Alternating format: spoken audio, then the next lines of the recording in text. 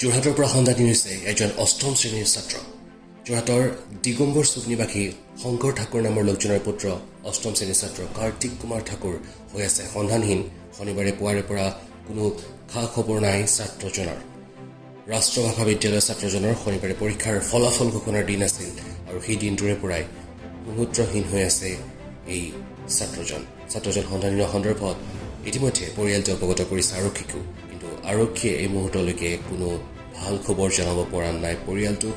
আৰু কোনো লোকে যদিহে ছাত্ৰজনক ক'ৰবাত দেখে বা কোনো সম্ভেদ লাভ কৰে তেন্তে যোগাযোগৰ বাবে এটা মোবাইল নম্বৰ আমি আপোনালোকক অৱগত কৰি ৰাখিছোঁ 7002964177। দোহাৰিছোঁ 7002964177। এই নম্বৰটি যদিহে আপোনালোকে ছাত্ৰজনক ক'ৰবাত দেখে তেন্তে ততালিকে যোগাযোগ কৰিবলৈ ছাত্ৰজনৰ পৰিয়ালৰ লোকে আহ্বান জনাইছে। আমি আলোকচিত্ৰ দেখুৱাইছোঁ, লগতে ভাষ্য কিছু আছে সন্দৰ্ভতহে আপোনালোকক শুনাবলৈ যত্ন কৰিছোঁ।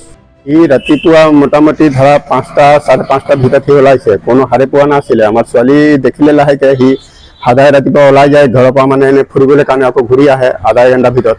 কিন্তু কালি সি মানে ৰাতিপুৱা ওলোৱাৰ পিছত মানে 12টালৈকে বাট চালোঁ, 12টালৈকে ঘৰত নাহিলে। তাৰ ৰিজাল্ট আছিলে, সেইকাৰণে মই পৰহি এটা কৈছিলোঁ যে ধুনীয়াকৈ গা পা ধুই ৰেডি হৈ থাকি ৰিজাল্ট আনিবলৈ যাম 2টা।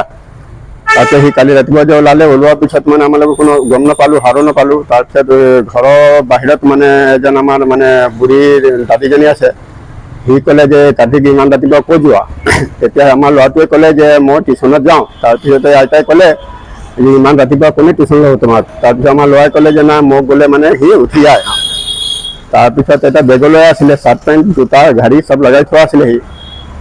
মই ভাবিলোঁ যে সি ওলাই গৈছে, ক'তো ফুৰিবলৈ গৈছে, আকৌ আহি যাব। তাৰপিছত 12টা 1টা 2টা বাজিলে, 2টাৰ ভিতৰত নাই অহা। তাৰপিছত গোটেই টাউনত বিচাৰিলোঁ, যোৰহাটত নাপালোঁ। নোপোৱাৰ পিছত বহুত মানুহ ক'লে যে কালি তুমি থানাত এজাহাৰটো দি দিবা।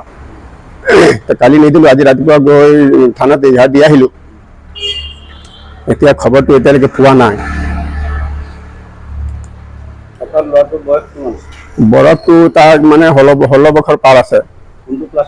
ক্লাছ 8ত আছিলে, ৰাষ্ট্ৰভাষা বিদ্যালয়। মই এতিয়া এইটো কেনেকে গম পাম? ৰিজাল্টটো মানে দিনত দিলে, সি ৰাতিপুৱা ওলাই গ'ল। সি এনে তাৰ লগৰ ল'ৰা এটা আছে, সি তাক পৰহি কৈছিলে যে কালি মই ৰাতিপুৱা ফুৰিবলৈ যাম, কিন্তু সেই ল'ৰাটো গম নাপায় নহয়, মোকো কোৱা নাই। মই কালি সুধিছোঁ, তেতিয়াহে কৈছে যে কাৰ্তিকে মোক কৈছিলে যে কালি মই ফুৰিবলৈ যাম। কিন্তু সি ইমান ৰাতিপুৱা ওলাব যে আমালোকে একো কৈ থোৱা যোৱা নাই। এনে আগত মানে কৈ থোৱা যায় যে মই আমুক জেগাত যাওঁ ফুৰিবলৈ, আকৌ ওলাই আহিম। কিন্তু কালি সি একো নক'লে।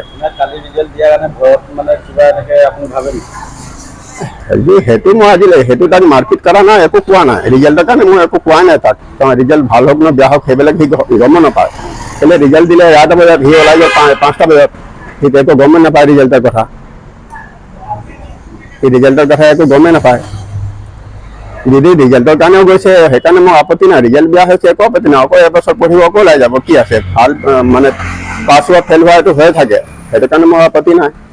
লাগিলে 1 বছৰ আৰু পঢ়ক। দিলোঁ, এতিয়ালৈকে একো খবৰ পোৱা নাই।